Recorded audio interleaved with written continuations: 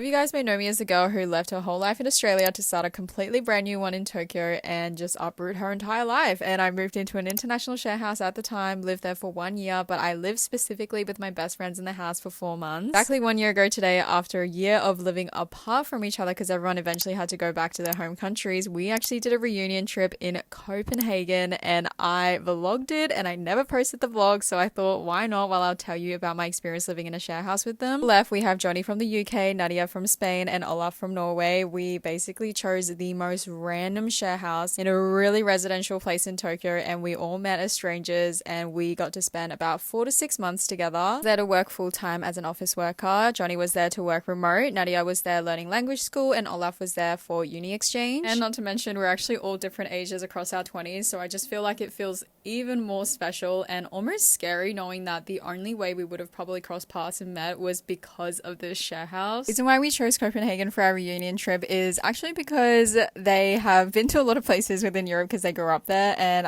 this is actually my first time in Europe, so pretty much everywhere I went to was a first, but Copenhagen was somewhere that no one has actually been to, so that's why we decided on Copenhagen. Very, very deserving, very noteworthy mention for Booker Bakery here. I have never ever tasted anything more amazing in my life. I have not found anything as amazing in Tokyo, and I just hope I can go back one day soon and enjoy it on a really lovely sunny day, because January Copenhagen, the weather definitely wasn't giving. It was really cold, really rainy. We went to some churches in the morning and we also went to the neighborhood with no laws. It was so interesting. I'm not so sure if this is a Europe thing or Denmark specifically, but I feel like we were having buffets for every single meal. Like, buffet options were everywhere. I was so happy when we woke up the next morning with blue skies and no rain. I feel like the city is so much better on a sunny day. All the colors just come to life. I'm cracking up because we went to breakfast and we got seated down in the basement and we were like the only customers for a really long time. And we also went to the palace. Wait, is this a palace? I can't really remember. I'm not really a museum person, but it was quite interesting. It's actually the day that the crown was being handed down, so the entire city was out. It was really busy. We of course stopped by to try one of their hot dogs. Really good with pickles, but I have to say nothing beats an Aussie snack. One of my all-time favorite quotes is, "You're yet to meet the people that will mean so much to you." I will die on that hill that there are so many people in this world that we're coexisting with that we do not know, that you can probably get along with. You just need to put yourself in the situations to meet them. So I just hope this video maybe plants a seed in your head to put yourself out there, no matter how uncomfortable, because I can only assure you that you will be rewarded with the right people. Now, with that being said, I am genuinely so fucking grateful I can share my Tokyo journey with you guys here. So thank you for being here as always.